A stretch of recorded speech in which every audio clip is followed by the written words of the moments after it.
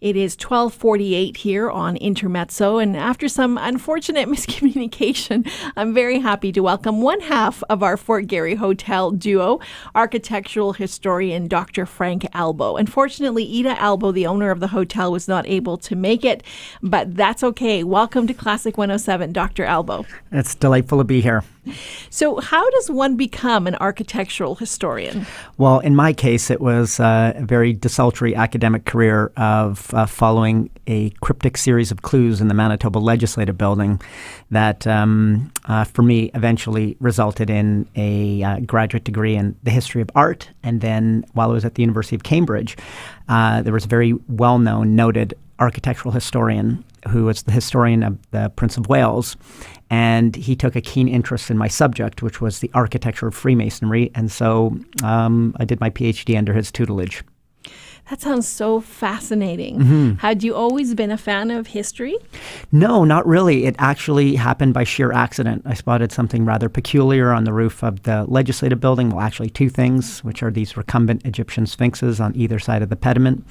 And it caused me to park my car, look up, and ask, why are they there? So it just all stemmed from that? I know.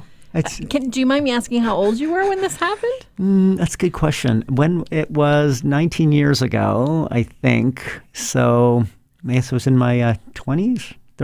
Yeah, and 20s. So what path had you been on? Oh, I was in anthropology and classics. So okay, so it's not like it's that... No, well, yeah, that's right. I mean, at that time, I was interested in early Christian origins and the anthropology of religion. And so to find this remnant of an ancient form of religion, ancient Egypt, on a secular building where laws are enacted in Manitoba just caused me to wonder, why is that there?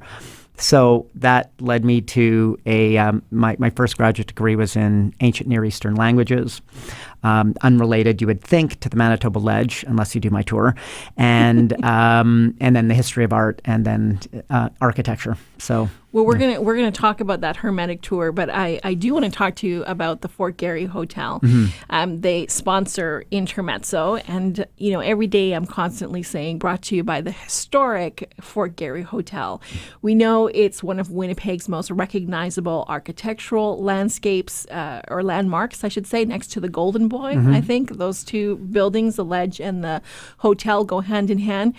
What can you tell us about the history of the hotel? It's over 100 years old. That's correct. It's a marvelous building. It's a feat of engineering that even at the time caused great interest and fanfare. The architects that constructed it, Ross and MacDonald, were a leading architectural firm in Montreal. And when they broke ground, they were trying to build the equivalent of the New York Plaza Hotel. Wow. Yeah, for the prairies. So it's a 10-story building. There's marble throughout. And they embodied what ended up becoming the premier tradition of the Canadian national style, which is chateau. The notion of the inheritance of European traditions like Gothic revivalism, classicism, French architecture, and all of those features get amalgamated into kind of a folklorama of architecture, which we now celebrate as the Castle of Broadway. I like that, folklorama of architecture. Yeah. How Winnipeg. yeah, isn't it? Yeah, certainly.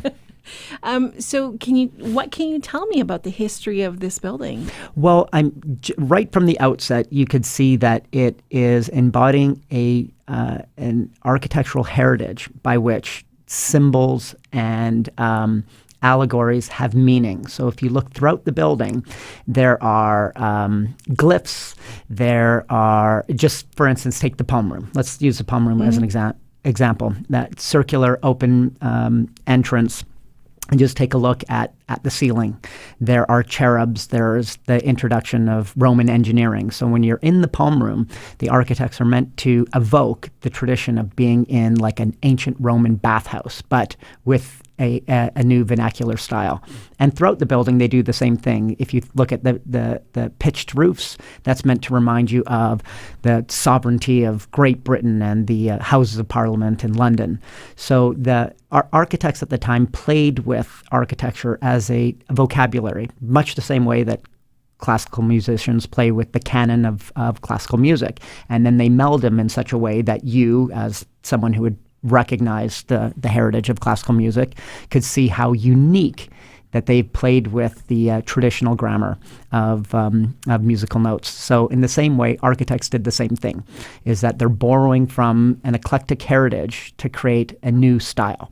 And this style took off largely because of the plaza, but you could look at Chateau Laurier, the Hotel Macdonald, but the hotel is one of the greats for Canada. It's a national historical landmark.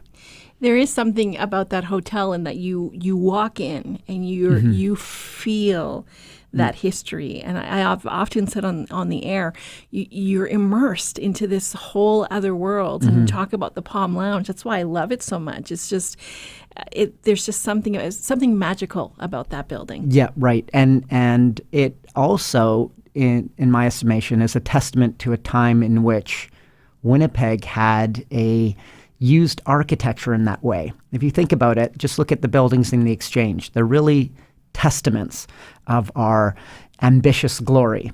And the Hotel Fort Garry, to reconstruct something like that today, it just wouldn't happen. It's just not cost efficient. But the early city fathers, the original ambition for Winnipeg was to think at the same level of Chicago, hence that phrase, we're once the Chicago of the North. And the greatest testament of that, as I see it, is in the remnants of architecture. I don't know if you can answer this question, Dr. Albo, but I mean, there are so many historical buildings in the city that have really fought to stay where they are and to not be torn down. What is it about the Fort Garry Hotel that has withstood time? And, you'll never hear anyone say a word about ever getting rid of this building. Well, you know what? I think it comes down to two names, Ida Albo and Richard Bell. I think without their impact, their foresight, and their willingness to save the building, and many of the other things that they've done, it could have easily had the same fate that many of those other cherished landmarks have faced. Just look at the Portage Avenue. The early images of Portage in Maine look almost decidedly different, and I think it's lost a bit of that old world glory. I agree. Yeah. I only have about a minute left, so let's talk about the Hermetic Code. Are you doing it again this summer? We sure are. Yeah, each year. I think this is probably the last time I'll do it, but there's just been such Somehow an I don't believe that. Well, no, really. There's just been such an extraordinary demand, and each year we're growing in size and attracting a new following. In fact, next week I am hosting Atlas Obscura, which is a New York-based online travel magazine that has about 12 million visitors. And the only time they've come to Canada for a tour is to be part of the Hermetic Code and many other things that we're doing. And so this building has become a nexus for attracting new tourism to the city that I found it's shocking to me, but it's growing and it's a great thing. It's a fun thing to speak on behalf of the Mona Lisa of Canada. Well, and in grand part, thanks to you. So that's thank you. A wonderful legacy to leave to this city, something that would never have been uncovered if it weren't for you. Well, yeah, I sincerely appreciate that, although at the time it was simply from a robust interest and obsession. That's it. I had but no that's other... how the best things come about. I'm deeply touched. Thank you. Dr. Frank Albo, thank you so much, architectural historian. I'm sorry your sister couldn't join us, Ida. I'm sorry too. We'll have to bring her on another time to talk about the future of the hotel, but I could talk to you all afternoon, really. We'll have to have you back on Let's do it. To talk more about the Ledge and some of the things you have planned this summer. Including my new book.